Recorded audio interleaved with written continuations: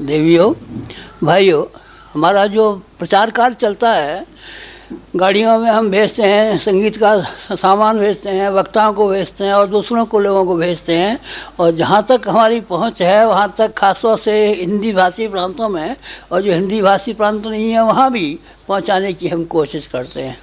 क्या क्या करते हैं प्रचार? हमारे प्रचार के तरीके दो हैं। एक तरीका वो है जो गवर्नमेंट ने इख्तियार किया हुआ है। गवर्नमेंट के पास पैसा है, शासन है, शक्ति है, इसलिए वो जाकर के अपनी काम बहुत सारे कराती है, जो अच्छे काम है कर रही है। हमारा भी उनमें से जितने अच्छे काम हैं उनमें सहयोग देने का पूरा पूरा मन है। आपका लड़ाई झगड़े का मन है? नहीं, लड़ाई झगड़े के लिए तो कोई और लोग मौजूद हैं जो कि सांप्रदायिक लड़ाइयाँ फैलाते हैं, गवर्नमेंट से लड़ाइयाँ फैलाते हैं, टांग पकड़ के खींचते हैं। हमारा टांग पकड़ के खींचने का नहीं बल्कि सहयोग देने का है। गवर्नमेंट के प्रति हमारा हमेशा से मन सहयोग देने का रहा है। जो काम ऐसे हैं जिनमें हम कर सकते हैं, चलिए साहब मिलिट्री में भर्ती हो जाइए, तो ये तो भाई साहब हमको नहीं आता, बंदूक चलाना भी नहीं आता, तो हम कैसे करेंगे।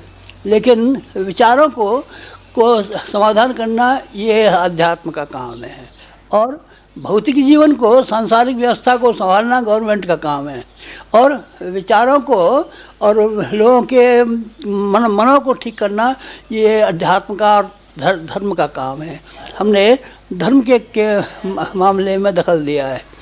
गांधी जी के साथ में स्वराज आंदोलन में पूरा समय व्यतीत करने के बाद में जब मैंने ये कहा उनसे कि मुझे आप इस बात की आज्ञा दीजिए कि मैं धर्म का सिंबल लेकर के लोगों को ऊंचा उठाने का, सर्वोदय कार्यक्रमों को आगे बढ़ाने का काम करूं, तो कैसा है। उन्होंने बहुत पसंद किया। उन्होंने कहा सबके लोगों के मन ये है कि हम राजनीति में घुस जाएं, कोई नेता बन जाएं, कोई क्या करें, लेकिन तुम्हारा मन लोगों को, विचारों को ठीक करने में धार्मिकता की भी बड़ी शक्ति है। कितने लोगों का श्रम और कितने लोगों का शक्ति इसमें खर्च होती है, उसको तुम जाओ सुधार सको तो बहुत ही अच्छा हो। जिस दिन से स्वराज आंदोलन समाप्त हुआ उस दिन के बाद में हम लोग इसमें लगे हुए हैं। क्या किसमें? लोगों के विचार बदलने में, लोगों को दिशाएं देने में। क्या क्या कार्यक्रम है हमारे? 10 सूत्री कार्यक्रम है जिसके लिए हम प्रचारक भेजते हैं। प्रत्येक गांव में जाकर के लोगों को इकट्ठा करें। तो आप कैसे इकट्ठा करते हैं? इकट्ठा करने का हमारा बहुत सरल तरीका है। जो कहते हैं यज्ञ होगा, तो क्यों साहब यज्ञ में तो आपके यहाँ घी जलता होगा, लकड़ी जलती होगी, और ये हमारे यहाँ कुछ भी नहीं जलता। हमारे यहाँ तो बेर की बराबर गुड़ और ज़रा सा घी मिला कर के उसमें एक राई भर चंदन चूरा मिला कर के कर लेते हैं, बस उसी से हवन हो जाता है। 1 रुपये में एक हवन हो जाने का औसत हमने फैलाया हुआ है। इसलिए जनता को इकट्ठा करने के लिए, धार्मिकता का वातावरण बनाने के लिए वो हमने ठीक समझा है।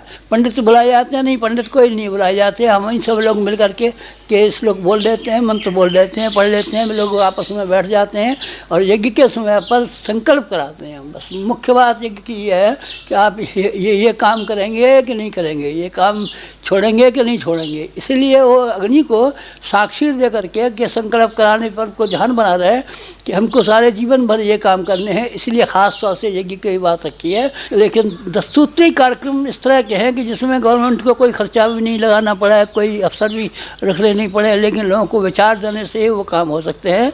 10 सूत्री कार्यक्रम हमारे हैं। कौन कौन से हैं आपके 10 सूत्री कार्यक्रम? एक हमारा है शिक्षा का विस्तार। शिक्षा का विस्तार का काम अमूमन गवर्नमेंट के जिम्मे समझा जाता है, पर गवर्नमेंट पूरा कर नहीं पाएगी इसको। कैसे नहीं कर पाएगी? उनके यहाँ स्कूल खुलते हैं, कॉलेज खुलते हैं, सब खुलते हैं, पर जितने खुलते हैं उससे जनसंख्या ज़्यादा हो जाती है। पहले थे निरक्षर जितने, अगले साल इतने नए स्कूल खुले, इतने नए अध्यापक रखे गए, ज़्यादा बढ़ने चाहिए, ज़्यादा नहीं बढ़ते, बल्कि वो जो है शिक्षा कम हो जाती है, क्योंकि नए आदमी पैदा हो जाते हैं।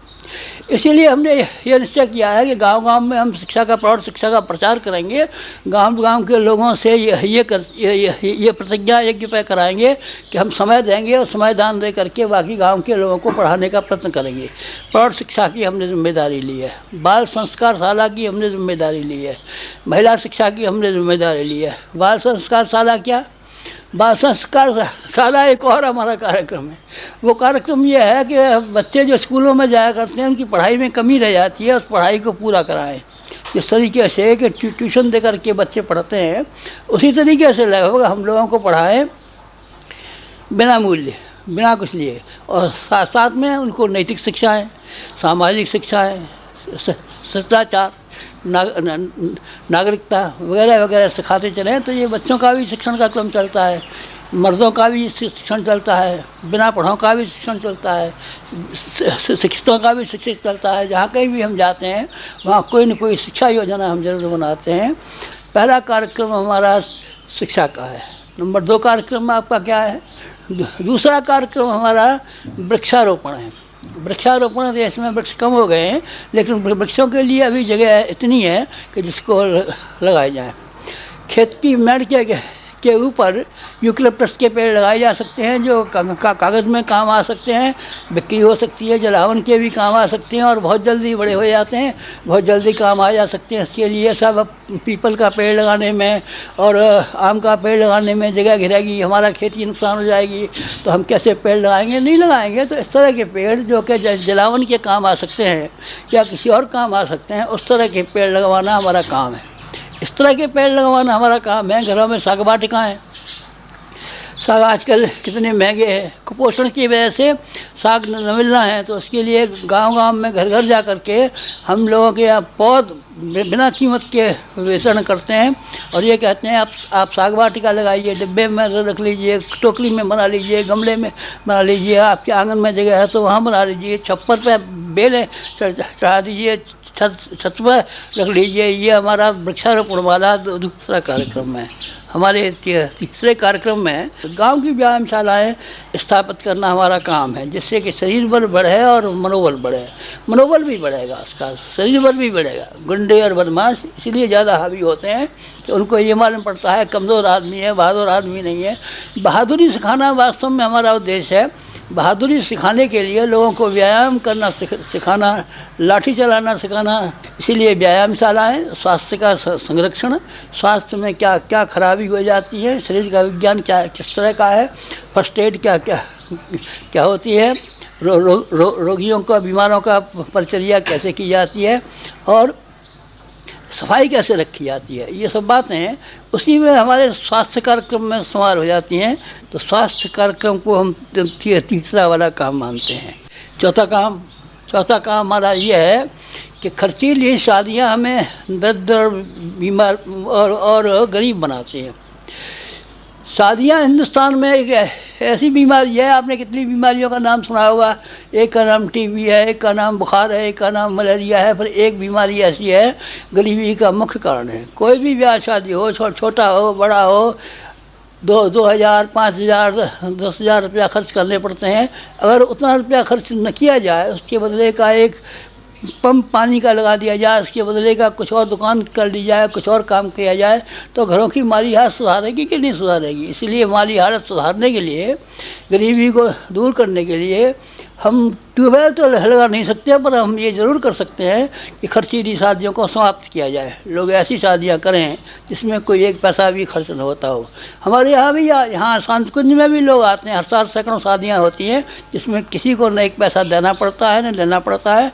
बस आते हैं और यहाँ भोजन कर जाते हैं, और लड़के आते हैं, माँ बाप आते हैं और चले जाते हैं। इसके अलावा हमारे यज्ञों में भी तमाम जगह ये होता है कि इस तरह के बिना खर्चे की शादियाँ, जिसमें न बारात जाएगी, न दहेज दिया जाएगा, न जेवर दिया जाएगा। ये सब काम में जेवरों में कितना रुपया खराब होता है। सोना जो कि हमारे उसमें राष्ट्रीय बैंकों में जमा होना चाहिए, कोई जेवर पहनता है, कोई क्या करता है, ये सब ब्याह शादियों में दिखाने के लिए जेवर रखे रहते हैं। पर जो मेहमान आते हैं वो भी जेवर पहन के जाते हैं, चढ़ा बहू के लिए वो भी जेवर बन के आते हैं, तो ये जेवरों का खंडन भी उसमें हो जाता है। उसमें धूमधाम में बारात चढ़ती है, फलाना होता है, दावतें होती हैं, दहेज देना पड़ता है, मकान बेचना पड़ता है, खेत बेचना पड़ता है। इन सब कामों को दूर करने के लिए हमारा चौथी बात, पाँचवा हमारा कार्यक्रम है नशेबाजी को दूर करना। नशों में सब लोगों को हम समझाते हैं कि तुम्हारा पैसा तो साफ ही दिखाई पड़ता है। सिगरेट खरीदनी पड़ती है, तम्बाकू खरीदनी पड़ती है, शराब खरीदनी पड़ती है, नशा खरीदना पड़ता है। खरीदने में पैसा ख़राब होता है, 1 सेहत ख़राब होती है, 2 बाल बच्चों पर कुसंस्कार पड़ते हैं, 3 और आदमी की इज्जत लोगों की आंखों में गिर जाती है। सिवाय नुकसान के इसमें क्या है? हिंदुस्तान में कितना सारा नशा खर्च होता है। नशे में आदमी की काम करने की ताकत कम हो जाती है, दिमागी ताकत कम हो जाती है। तो नशों का हम जहाँ कहीं भी छोटा सा यज्ञ करते हैं, उसमें लोगों को बुलाते हैं और प्रतिज्ञा कराते हैं कि आप कसम खाइए कि हम आज से नशा नहीं पिएंगे। लाखों आदमियों से हमने नशे छुड़ाए हैं और हमारा कार्यक्रम जहाँ तक जारी रहेगा हम नशों को छुड़ाएंगे। 5 क्रम आपकी समझ में आ गए हमारे। एक कार्यक्रम शिक्षा 1, व्यायामशाला 2 और वृक्षारोपण 3, खर्चीली शादियों को समाप्त करना 4 और नशेखोरी को दूर करना 5। 5 क्रम हो गए, 5 और रह गए। 5 और बता देता हूँ कि इन्हीं हम 10 कार्यक्रमों के लिए लोगों के इसके साथ साथ में चल रहे हैं और लोगों को इसके लिए तैयार करा रहे हैं और लोगों से ये कर रहे हैं। एक काम हमारा ये है कि गांव-गांव में स्वयं सेवक संगठन खड़ा करते हैं। इन्हीं को हम शाखा कहते हैं। स्वयं सेवकों का क्या काम है? सबसे पहला काम है कि सफाई रखें। गांव जो है वो इतना ज़्यादा पीछे रह गए हैं, उसमें एक गंदगी भी बहुत बड़ा कारण है। कुओं में गंदगी, नालियों में गंदगी, वहाँ जहाँ टट्टी करने जाते हैं, पेशाब करने जाते हैं, वहाँ गंदगी। हर जगह गाँव में आप जाइए तो आपको गंदगी का माहौल दिखाई पड़ेगा। तो स्वयंसेवकों की जो भर्ती की जाती है, जिसको हम अपनी शाखा बनाना कहते हैं, उन शाखा में जो कोई आदमी हमारी में शामिल होते हैं, उन स्वयंसेवकों से हम ये कहते हैं कि आप जाइए और गांव की सफाई कीजिए, लोगों को सफाई करना सिखाइए, बिना धुएं के चूल्हे बनाना सिखाइए, लोगों को हैंडपम्प बनवाना सिखाइए, कुओं में पोटासियम परमैंगनेट डालना सिखाइए, कुओं के आसपास कीचड़ होती है उसको ठीक कीजिए। हमारे कार्यक्रमों में गांव के जो स्वयंसेवकों की भर्ती है, सुरक्षा की भर्ती है, गांव में कोई चोरी बदमाशी तो नहीं होती है, उसकी देखभाल है। वहाँ स्वयंसेवकों की एक सेना तैयार है। जहाँ कहीं गांव में किसी के कोई मुसीबत है, किसी का ब्याह शादी है, किसी के यहाँ कोई काम है, तो वो स्वयंसेवक चले जाते हैं, कुछ काम बताइए। हमारा स्वयंसेवक भर्ती को पैदा करना, सैनिक तो हम नहीं भर्ती कर सकते, पर स्वयंसेवकों की भर्ती करना हमारा काम है, जिनका मुख्य उद्देश्य है सफाई करना। और क्या है? और अल्प बचत योजना एक कार्यक्रम हमारा है। हमारा नहीं, गवर्नमेंट का है। अल्प बचत योजना है। घरों में डिब्बे रखते हैं लोग और पैसे जमा करते हैं, बच्चों को जमा करना सिखाते हैं, फिर उसमें टिकट लगा देते हैं, फिर उसके बदले का सर्टिफिकेट मिल जाता है। वो पैसा जमा करो, कुछ ना कुछ जमा करो, आगे के लिए आपको काम आएगा, बुढ़ापे में काम आएगा, बच्चों की शिक्षा के काम आएगा, हारी बीमारी के काम आएगा।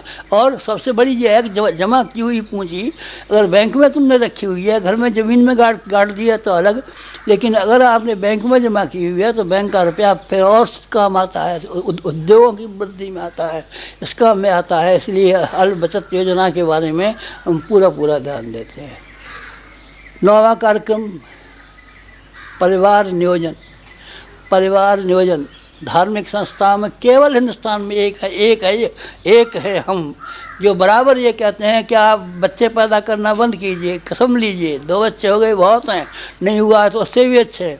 ये कहने के बारे में फैमिली प्लानिंग के गवर्नमेंट के सेंटर जहाँ कहीं होते हैं, जहाँ कहीं शिविर लगते हैं, वहाँ हम लोगों को भिजवाते हैं। ये हमारा बराबर काम रहा। और एक संस्था सारे हिंदुस्तान में अगर कोई संस्था ऐसी है कि जिसने परिवार नियोजन के लिए धार्मिक होते हुए भी, धार्मिक संस्था होते हुए खुलेआम कहा है, जोर दे के कहा है, फैमिली प्लानिंग के लिए कहा है और गवर्नमेंट के सहयोग के लिए कहा है। 10वां कार्यक्रम ये है कि हिंदुस्तान में कुरीतियाँ ढेरों फैली हुई हैं। कुरीतियाँ कौन सी फैली हुई हैं? एक तो छुआछूत है, एक नीच ऊँच है, बामन में फ़र्क, बनिए में फ़र्क, ठाकुर में फ़र्क, चमार में फ़र्क, सब में फ़र्क है साहब। ये हमारा बिरादरी का नहीं है, ये हमारा ये है जात में से जात। तो हमको एक जाति, सारे जाति मनुष्य जाति है। लिंग भेद को दूर करना। स्त्रियाँ हैं घूंघट मारेंगी, घर में पर्दे में रहेंगी, काम नहीं करेंगी, नहीं, सब मनुष्य एक हैं, सब मनुष्य मत की समानता का काम होना चाहिए। ये हमारा 10वां कार्यक्रम है। केवल विचारों से काम बन सकता है, वो काम हम करते हैं। ये हमारे काम करने की शैली है। इसी के लिए ये संस्था बनी हुई है, इसी के लिए हमारे सारे कार्यक्रम चलते हैं। समाप्त। हमारे YouTube चैनल शांति कुंज वीडियो गायत्री परिवार को सब्सक्राइब करें एवं बेल आइकन जरूर दबाएं ताकि गायत्री परिवार की विभिन्न गतिविधियों की जानकारी आपको मिलती रहे।